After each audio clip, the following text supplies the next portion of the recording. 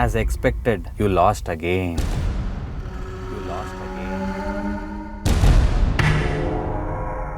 ಹೇಯ್ ನೋಡು, ಆ ಗೌತಮ್ ಮೆಸೇಜ್ ಮಾಡಿದ್ದಾನೆ. ಎಲ್ಲರೂ ಹೇಗೆ ಬಕ್ರಾ ಮಾಡ್ತಿದ್ದಾನೆ ಅಂತ ಕ್ಲಿಯರಾಗಿ ಬರ್ದು ಕಳಿಸಿದ್ದಾನೆ. ನೋಡು.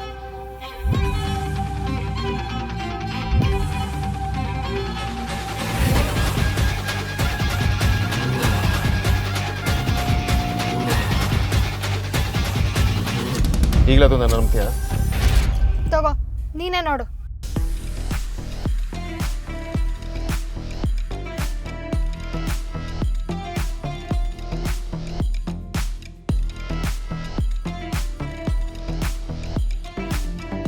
ಅಮ್ಮ ಬೇರೆ ಮನೇಲೇ ಇದ್ದಾರೆ.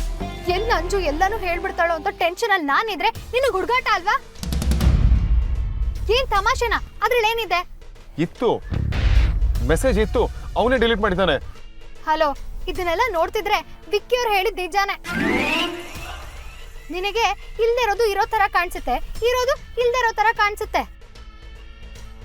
ಲೈಟಾಗೇನೋ ಹೆಚ್ಚು ಕಮ್ಮಿ ಆಗಿ ಭ್ರಮೇಲ್ ಬದುಕ್ತಿದ್ಯಾ. ಅಂದ್ರೆ ನೀನು ಹೇಳ್ತಿರೋದೇನು? ನಂಗೆ ತಲೆ ಕೆಟ್ಟಿದೆ ಅಂತನಾ? ಅದನ್ನ ನಾನು ಹೇಳಿದ್ರೆ ನೀನ್ ನಂಬಲ್ಲ. ಯಾವ್ದಕ್ಕೂ ನೀನೇ ಒಂದ್ಸಲ ಡಾಕ್ಟರ್ ಹತ್ರ ಟೆಸ್ಟ್ ಮಾಡಿಸ್ಕೊಂಡು ಕನ್ಫರ್ಮ್ ಮಾಡ್ಕೋ. ನಿನಗೂ ಒಳ್ಳೇದು, ನಮಗೂ ಒಳ್ಳೇದು.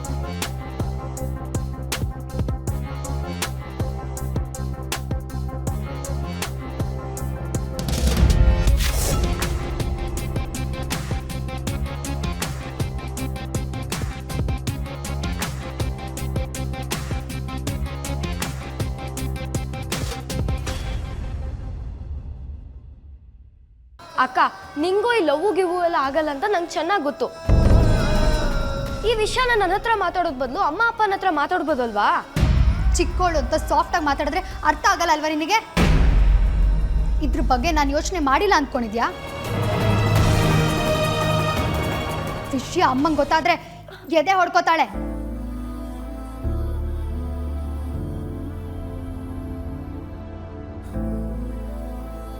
ಅಷ್ಟಕ್ಕೂ ಅಕ್ಕ ಏನ್ ಮಗು ಅಲ್ಲ. ಯಾರನ್ನ ಪ್ರೀತಿಸ್ಬೇಕು, ಯಾರನ್ನ ಮದ್ವೆ ಆಗ್ಬೇಕು ಅನ್ನೋ ವಿವೇಚನೆ ಅವಳಿಗೂ ಇದೆ. ನೀನ್ ಸುಮ್ನೆ ನನ್ನ ಜೊತೆ ರೂಮಿಗೆ ಬಾ. ಅಕ್ಕ ಅಕ್ಕ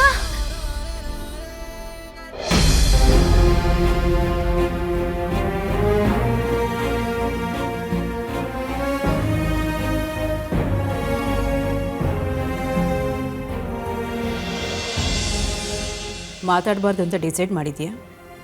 ಹಾಗೇನಿಲ್ವಲ್ಲ. ಮತ್ತ್ಯಾಕೆ ಯಾರ್ದೋ ಮನೆಗೆ ಹೋದೋರ ಥರ ತಲೆ ಬಗ್ಗಿಸ್ಕೊಂಡು ಊಟ ಮಾಡ್ತಿದ್ಯಾ? ನಾನೇ ಮಾತಾಡಬೇಕು ಅಂತ ಯಾಕೆ ಎಕ್ಸ್ಪೆಕ್ಟ್ ಮಾಡ್ತೀರಾ? ನೀವು ಮಾತಾಡ್ಸ್ಬೋದಲ್ವಾ? ನಾನೇನಾದರೂ ಮಾತಾಡಿದ್ರೆ ನಿನಗೆ ಹರ್ಟ್ ಆಗುತ್ತೆ, ಬೇಜಾರು ಮಾಡಿಕೊಂಡು ಇನ್ನೇನೋ ಮಾಡ್ತೀಯ. ಎಲ್ಲ ತಿಳಿದವ್ರಲ್ವಾ, ನಿಮಗೆ ಎಲ್ಲ ಗೊತ್ತಿರುತ್ತೆ. ಅಮ್ಮ ಪ್ಲೀಸ್, ಈ ಥರ ಎಮೋಷ್ನಲ್ ಆಗಿ ಮಾತಾಡಿ ನನಗೆ ಟಾರ್ಚರ್ ಕೊಡಬೇಡಿ. ನಾನು ಹೇಗೆ ಮಾತಾಡಿದ್ರು ನಿನಗದು ಟಾರ್ಚರೇ. ಅಮ್ಮ, ಎಕ್ಸಾಕ್ಟಾಗಿ ಎಕ್ಸ್ಪೆಕ್ಟೇಷನ್ ಥರ ಬದುಕೋಕೆ ನಾನು ಅಗ್ರಜ ಅಲ್ಲ. ಜಾಸ್ತಿ ಟೆನ್ಷನ್ ತೊಗೊಳ್ಬೇಡಿ. ಸದ್ಯದಲ್ಲೇ ನಿಮ್ಮೆಲ್ಲ ಪ್ರಾಬ್ಲಮ್ಸ್ಗೂ ಸೊಲ್ಯೂಷನ್ ಸಿಗುತ್ತೆ. ಆಮೇಲೆ ನನ್ನ ಕಡೆಯಿಂದ ಯಾವ ತೊಂದರೆನೂ ಆಗಲ್ಲ ನಿಮಗೆ. ಏನು ಹಾಗಂದ್ರೆ ಓಡ್ ಹೋಗಿ ಮದುವೆ ಮಾಡ್ಕೊಂಡು ಬರ್ತೀಯಾ? ಹಾಗೇನಾದರೂ ಆದರೆ ಪರಿಸ್ಥಿತಿ ಕೆಟ್ಟದಾಗಿರುತ್ತೆ, ನೆನಪಿರಲಿ. ಅಗ್ರಜ, ಬಾ ಊಟ ಮಾಡು. ನನಗೆ ಬೇಡ, ನೀವು ಮಾಡಿ.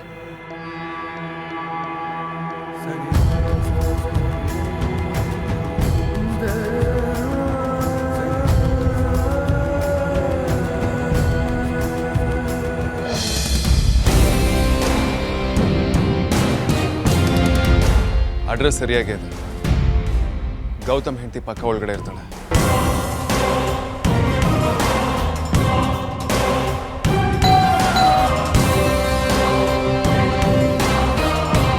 ನೋಡು, ನನ್ನ ಮಾತು ಕೇಳಿಸ್ಕೊ. ಅಪ್ಪ ಮಹಾನುಭಾವ, ಆಲ್ರೆಡಿ ನೀನು ನಂಬಿ ನಿನಗೆ ಅವಕಾಶ ಕೊಟ್ಟಿದ್ದಕ್ಕೆ ನನಗೆ ನಾನೇ ಬೈಕೊಳ್ಬೇಕು.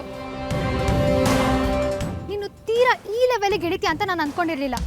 ನಂಗೆ ಗೊತ್ತಿರೋ ವಿಚಾರ ನಿಮ್ಗೆ ಯಾರಿಗೂ ಗೊತ್ತಿಲ್ಲ. ನನ್ನ ಮಾತಲ್ಲಿ ನಿಜ ಇದೆ. ನಾನು ಯಾಕೆ ನೀನು ನಂಬಿಸೋಕೆ ಟ್ರೈ ಮಾಡ್ತಿದ್ದೀನಿ? ಇನ್ನೂ ನಿಮ್ಮ ಹತ್ರ ಮಾತಾಡಿ ಪ್ರಯೋಜನ ಇಲ್ಲ. ನಾನು ಒಬ್ಬನೇ ಗೌತಮ್ನ ಎಕ್ಸ್ಪೋಸ್ ಮಾಡ್ತೀನಿ. ನೀನು ನನ್ನ ಹಿಡಿಯೋಕ್ಕಾಗಲ್ಲ ಕಣೋ.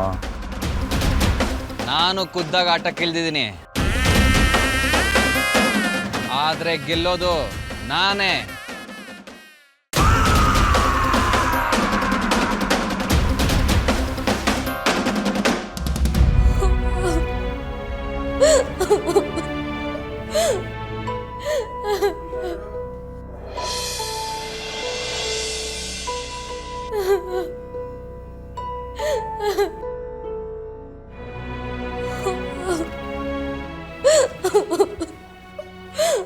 ಅಕ್ಕ ಸಾರಿ ಕಣೆ, ನಾನೇನು ಅರ್ಥ ಮಾಡ್ಕೊಂಡಿರ್ಲಿಲ್ಲ. ನೀವ್ಯಾರು ನನ್ಗೇನು ಹೇಳೇ ಇಲ್ಲ ಅನ್ನೋ ದೃಷ್ಟಿಲೇ ನೋಡ್ಬಿಟ್ಟೆ. ಆದ್ರೆ ಅದ್ರ ಹಿಂದೆ ನಿನ್ ಭಾವನೆ ಏನು, ನಿನ್ಗೇನಿಷ್ಟ ಅಂತ ಅರ್ಥನೇ ಮಾಡ್ಕೊಂಡಿರ್ಲಿಲ್ಲ. ಸಾರಿ ಅಕ್ಕ.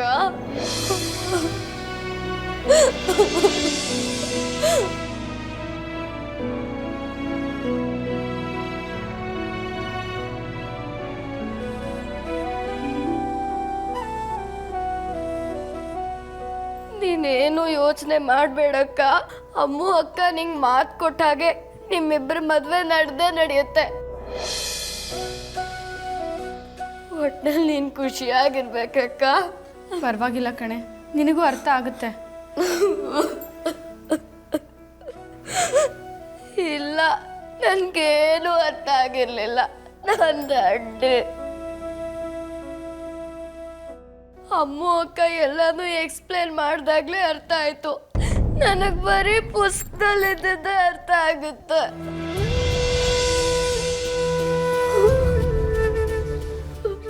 ಇಲ್ಲ ಅಂಜು, ನಿನ್ನ ವಯಸ್ಸಿಗೆ ನಿಂಗೆ ತುಂಬಾ ತಿಳುವಳಿಕೆ ಇದೆ. ಅಪ್ಪ ಅಮ್ಮಂಗೆ ವಿಷಯ ಗೊತ್ತಾದಾಗಲೂ ಹೀಗೆ ರಂಪ ಆಗುತ್ತೆ.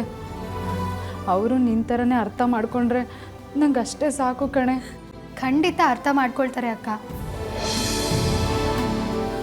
ನಾವು ವಿಷಯ ಹೇಳುವಾಗ ಸಮಯ ಸಂದರ್ಭ ನೋಡ್ಕೊಂಡು ಮಾತಾಡಬೇಕಷ್ಟೆ. ಈಗ ಅಂಜುಗೆ ಹೇಳ್ದಾಗೆ ಅಪ್ಪ ಅಮ್ಮಂಗೂ ಹೇಳಿ ಅರ್ಥ ಮಾಡಿಸ್ತೀನಕ್ಕ. ನೀನೊಂಥರ ಸೂಪರ್ ವಿಮನ್ ಇದ್ದಂಗೆ ಕಣೆ, ನಿನ್ನ ಕೈನಲ್ಲಿ ಏನೂ ಆಗಲ್ಲ ಅನ್ನೋದೇ ಇಲ್ಲ. ಈ ಅಮೂಲ್ಯ ಅಂದರೆ ಏನು ತಮಾಷೆನಾ?